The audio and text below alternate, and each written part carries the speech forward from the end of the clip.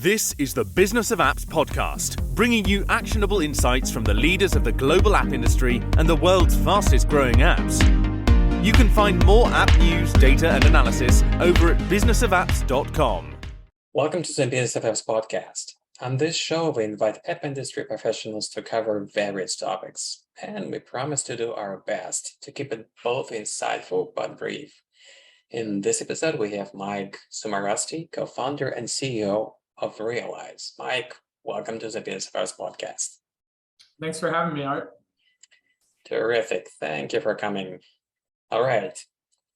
By this time, you've heard about TikTok countless number of times. On some occasions, you heard about it from your children. On others, when tech pundits were arguing that TikTok is the first solid rival for Instagram, YouTube, Snapchat video marketing buyers. But you may get this impression, well, it's not for me. It will not work for my business because I have no clue what to do with it. Well, on this episode, we will do our best to change your mind. But before changing your mind, Mike, tell us about yourself, please. What is your background? Yeah, excited to talk about TikTok because it's had a huge impact on our business. But yeah, Art, like you asked, I am currently the co-founder and CEO of Realize, which is a consumer technology startup. But before that, I worked in a completely different industry. I started out working for a guy buying and selling professional sports teams. And that was a hoot. We looked at semi-professional and amateur hockey teams, baseball teams, ticketing companies, seating companies, anything in and around semi-pro sports.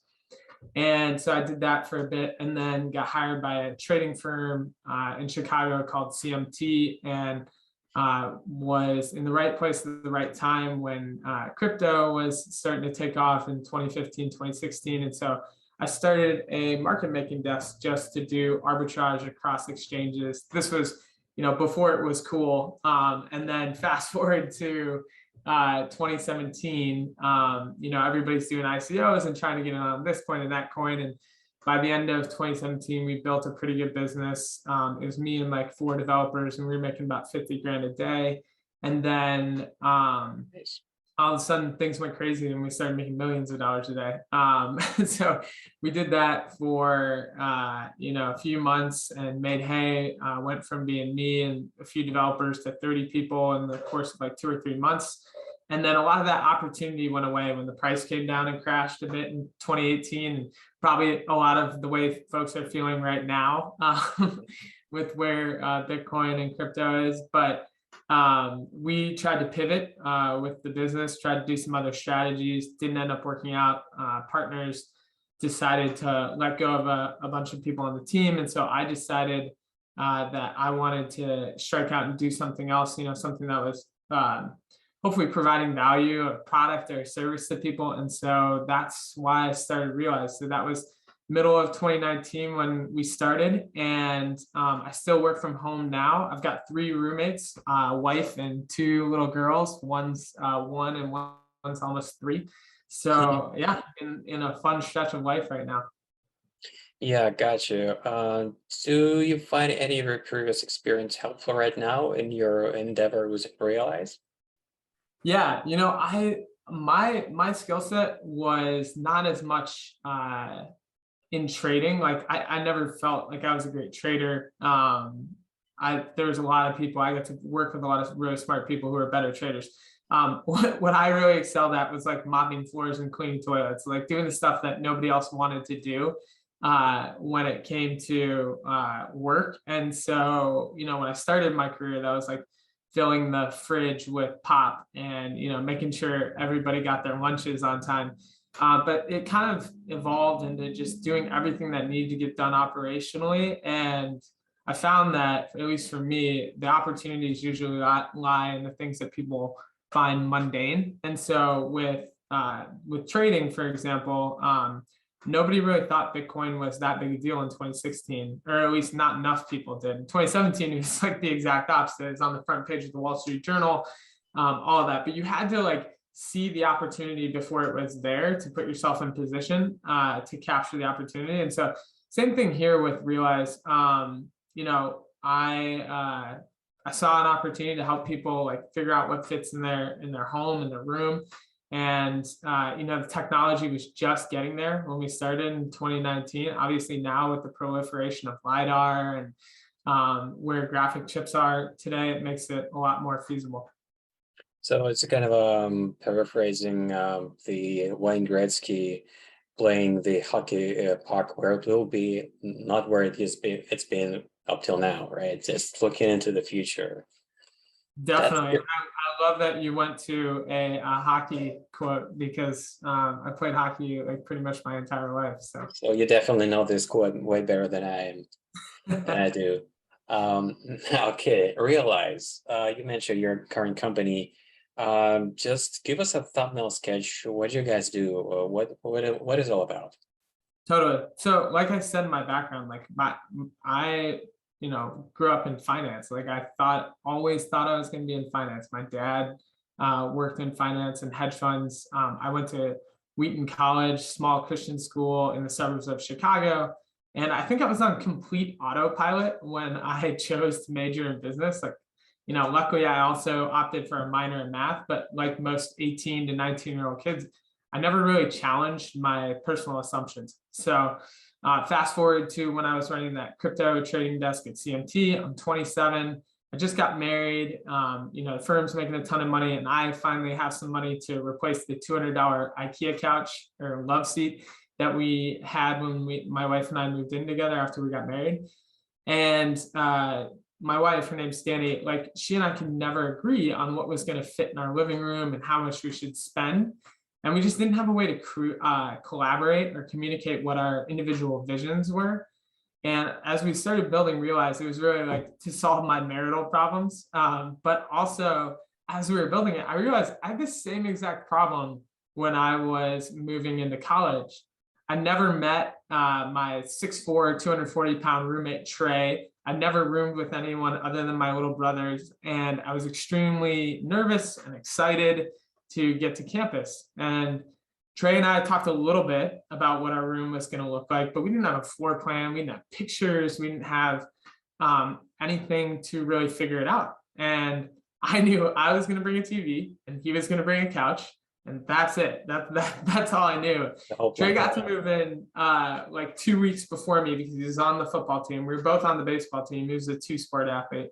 But he was on the football team and they moved in early for camp. And so he had set everything up. And I remember one of the first things he said to me after I got there and moved in, he was like, yeah, you can put your TV over there.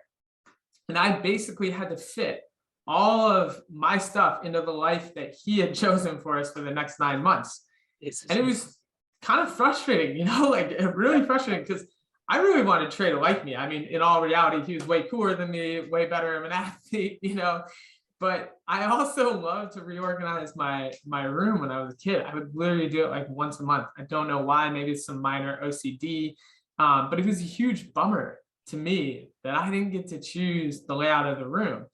And so like when I was thinking about it, I was like, man, we had no way to lay this out. We had no way to even figure it out before we got to campus. We had no way to agree or get aligned. And that is when I realized, like, I want to spend the rest of my life helping people communicate visually. So that's where we are currently with Realize. Realize kind of solves that issue. It's a 3D shopping platform that helps you figure out what fits in your room. Turns your room into a video game, kind of like having The Sims in real life. But we have real products from a bunch of different retailers like Target, Crate & Barrel, and Herman Miller. And right now we're super focused on helping college kids, like I said, but we have designers on there. We have stay-at-home moms, got young professionals, all using it to design and shop for their room. So lucky for kids right now. Back in the day, you didn't have that app in your pocket. Now they do. Yeah. All right. So let's talk about the video market because the app you just mentioned is based on the video tech.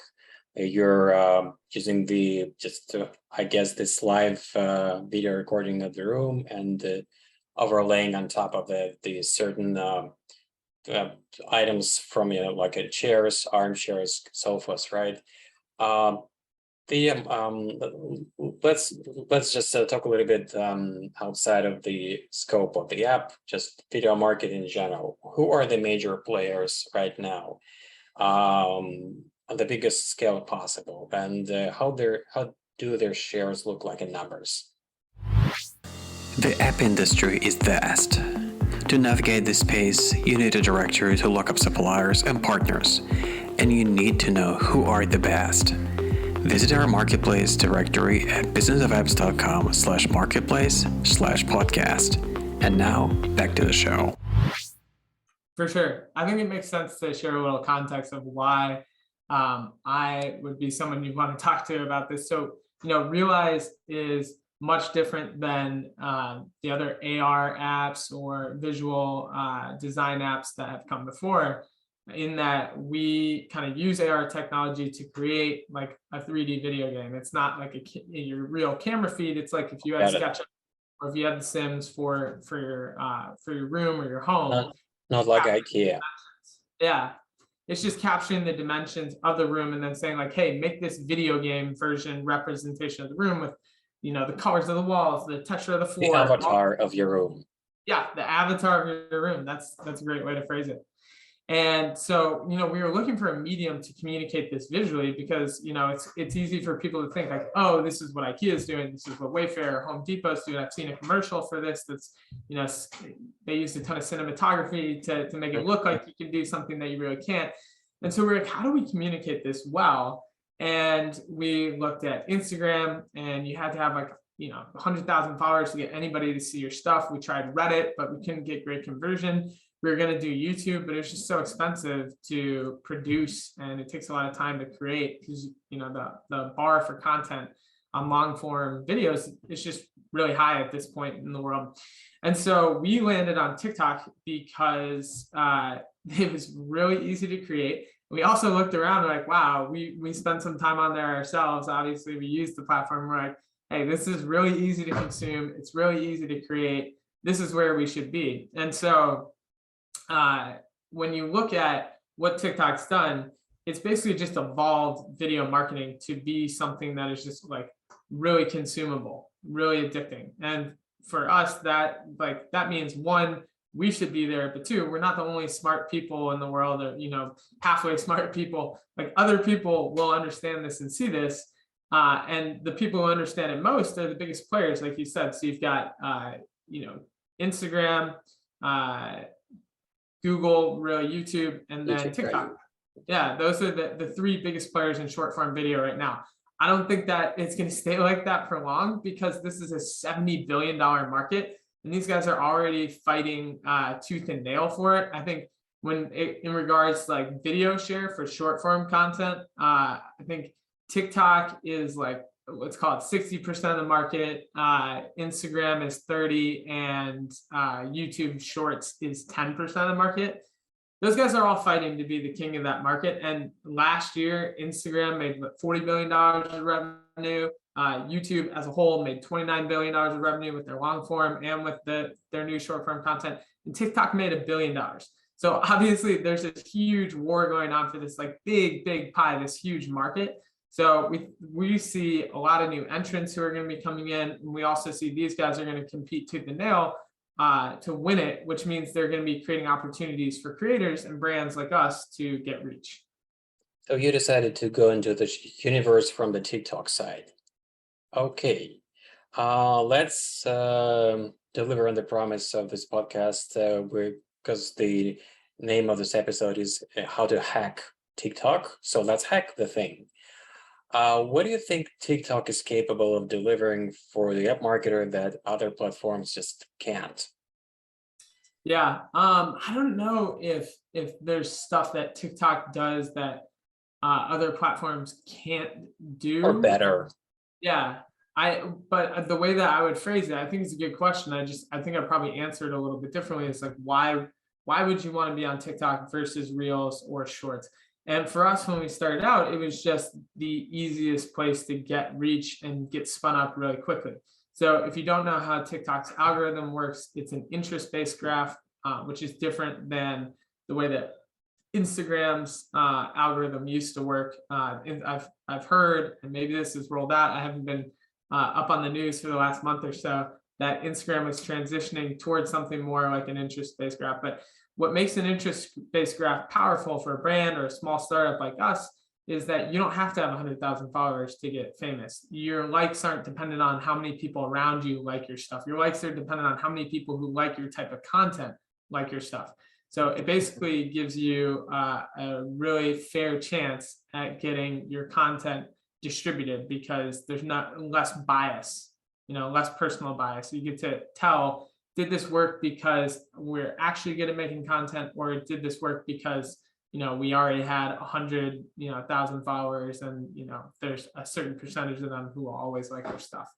So that is why, like, we started with TikTok. It won't stay like that forever. The environment's going to shift. It's already shifted since we started. I would say, like, we've done an okay job at shifting with it, but it's a long-term game for us. We're going to be here for, our vision is that this is where it's going to be for the next 3 to 5 years. And whether that's on TikTok or Shorts or Reels or something else, like, that's where we want to focus our marketing efforts. So because collectively, we marketers at the beginning of this road for TikTok, it's relatively new in terms of competition. Not everybody jumped on this bandwagon yet. So there's a chance, there's a room for you to present your product, your service to other folks.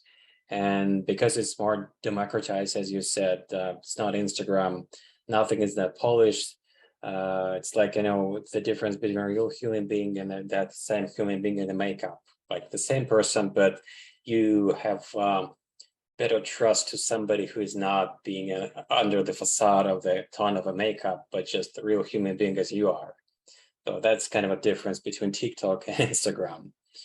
So, and yeah, I do appreciate their effort to move away from the social graph and go to, to the basics, to the interests, kind of, going from the social search to contextual search in a way, but, in terms of a video sharing. If you can think of, let's talk about how to create the TikTok content. Obviously, you have an experience of creating stuff for your own campaigns to promote your brand. If you can pick up just 3-5 things to follow, kind of a best practice for content for TikTok. For sure. So there's 3 ways that you can get rolling on TikTok. 1, hire creators yourself. 2, hire an agency who's going to manage that. And then 3, do it all yourself. We opted for doing the DIY route. I highly encourage anybody who's not on the platform to do that for a month or 2, at least in tandem with hiring somebody else if that's what you want to do. But especially when you're a small startup founder, you want to be scrappy. Right. You should understand the platform, or at least whoever's running growth from you should understand the platform better than anybody. There's a lot of YouTube content out there. I'm happy to send over links that we've used in the past. YouTube personalities or written content that has helped us.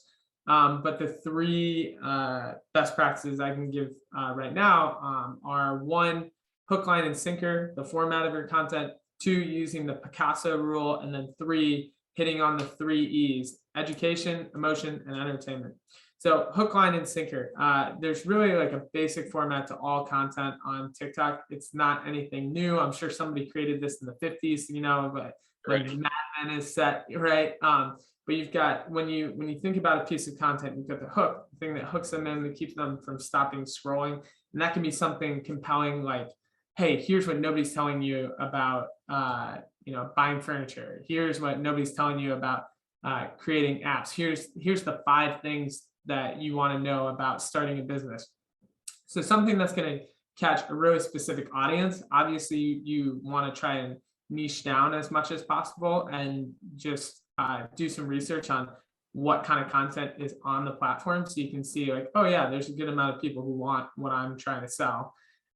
Then second part is the actual content. So first part is just basically selling someone hey, this is why you should listen to my content. Second part, however long your content is, you can go for something that's a little bit more medium form, like a 45-second video. or just try and hit them with bullets in like a 15-second video. For us personally, the way that we think about content is that everything has to be structured in 1 to 3 second bites. So between each sentence or between each pop-up that comes onto the screen or each transition, sound effect, you need like stimulation of some sort every 1 to 3 seconds. Otherwise, you're going to lose somebody in the middle of the content.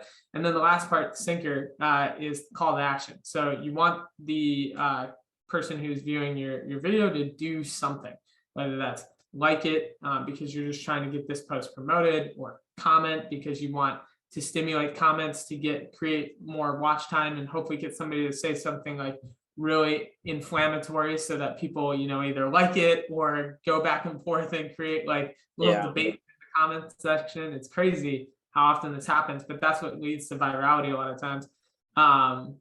Or like for us, like getting them to download the app. So again, hook, content, call to action, hook, line, and sinker.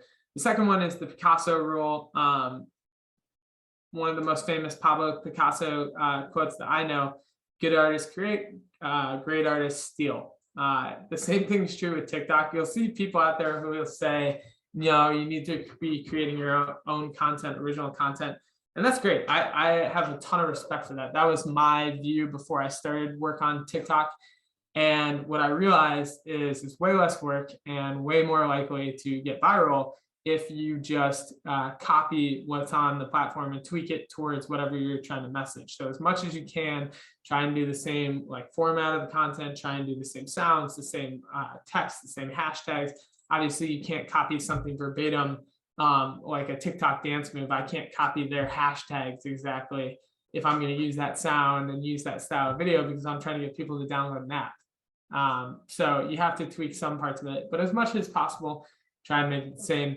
The last thing, the 3 types of content that perform best on TikTok are content that educates people, that entertains people, or that creates some type of emotion. So people will go, and that's really entertainment. But I think of entertainment as more like magic tricks, dance moves, and emotion being like vulnerability, sharing your personal struggles. Those are the 3 types of content that you'll see most proliferate the platform. There's other stuff that works, I'm sure, but if you're looking for getting started, figuring out how to work your content into one of those 3 things is super helpful.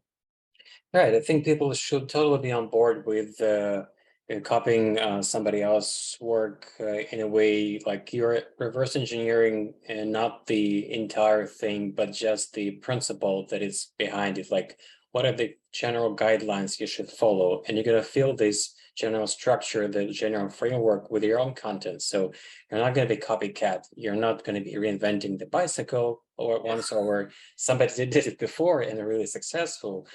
Just general good practice for business, I should say. Now, we mentioned briefly influencers, or so-called creators. So they're kind of big major part of social media equation right now. How would you suggest to approach finding these people for your product to work with and launch the campaign on TikTok? Yeah, it's a great question. We've had success with posting job descriptions on LinkedIn. If you can find mine, I don't know if they show old posts on there, but I'm happy to show my qualifications for how I look for micro creators. There's a lot of open source lists. I can try and drop some of those in the to you, so you can put them in the description for the podcast as well. But honestly, the best way is probably the least. I mean, this is true in so many ways. The best way is the least scalable way, which is just looking for content creators who create in your niche, your category of content, and then reaching out to them. A lot of them will have their Instagrams linked in. You can DM them on Instagram. TikTok's DM system doesn't work. A lot of them will have link in bio, and in that link in bio, they'll have a link to their email, text sometimes. So that's what I'd recommend. We've had middling success with the other 2 routes, and they, reaching out directly takes the most time, but it's typically the best way to go. Terrific, great. Now, Mike, Oh, so far you've covered the positive side of your experience working with TikTok. What about the other side? Perhaps you didn't like something about TikTok? Yeah, for sure. The platform is young. It's grown very rapidly. So there are bugs. There's crazy stuff that happens that you don't know if it's happening to you, if it's happening to other people. For example, I didn't know this when we started, but when we were getting viral, people would ask what app was being featured in our video, and I'd try and tell them, and I would say realize.design. Link is in bio to make it helpful.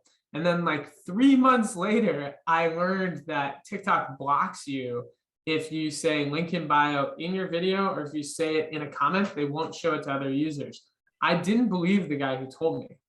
I literally didn't believe. I went back and looked, and I tried to look back through like our most viral videos from like an external account. I couldn't find any of those comments. I was like, I must be taking crazy pills. I know I posted these. I saw them. I responded to all these people who were asking, and I like never replied. Luckily, we had people in the comments who would come in and reply for us, which was really cool. But I was just so confused as to how I never even realized this. So there's little things like that that you like won't necessarily know until you're in the ecosystem.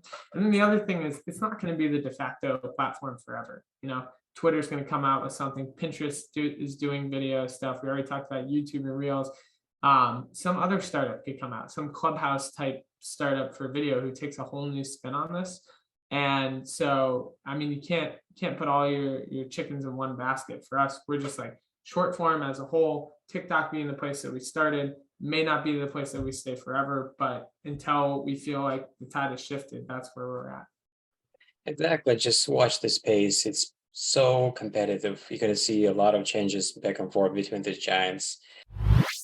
But we've just covered the first part of the show, and there's actually the second one where I get a chance to ask every guest on this podcast just a few quick, small questions. So here we go. What smartphone do you have now? Have you been switching between these two giants, iOS and Android, or just being one side all the time? Yeah, I have iOS, but I am an Android guy at heart. I started Android, went to iOS, went back to Android. Now I'm on iOS. There's pros and cons to both. I see. Taking the best from the both worlds. What is the first mobile phone? Razor flip phone. Got it. Yeah, that's a pretty good one. I wonder if you can still buy this phone right now anywhere. I saw Motorola is like either already released or is going to release like a newer version of it. Yeah, that's interesting. Now imagine you've left your smartphone at home right now and went out. What would be the most missing feature for you? If I'm driving, Audible or Spotify, and if I'm not driving, Google. Being able to look up anything anytime. Gotcha. Now, when you're looking at your smartphone right now and you go like, wouldn't it be great if that thing can do this or that? Could be hardware, software, or both. What would be that thing? It would be great if it could tell me what I should get for dinner. I know I can always look stuff up, but I can't always pull the trigger. All right, got you. Okay, before I let you go, just very, very final question. How can people get in touch with you and get more information about what you do? Yeah, my email is mike@realize.design. You're welcome to email me, and obviously ping me on LinkedIn. And I'm happy to talk to anybody who wants to about TikTok. A lot of people help me to figure it out, and I'd love to give back to anybody who's looking. Sharing is caring. Great. Thank you. Thank you for coming and being on our podcast, Mike. Bye-bye. See ya. And that was Mike Cimmarrusti, co-founder and CEO at Realize. To listen to more episodes, subscribe to our podcast on iTunes, Spotify, Stitcher, Google Podcasts. Just search for Business of Apps and you will find us easily. Remember, we release episodes on Mondays, so subscribe and you'll be able to get new episodes on your smartphone, tablet, or computer as soon as we release them. And please don't forget to leave us a review or comment on iTunes. It is highly appreciated. And all episodes will also be available on businessofapps.com. Thank you for listening. See you next week. Thank you for listening to the Business of Apps podcast. For more, head on over to businessofapps.com.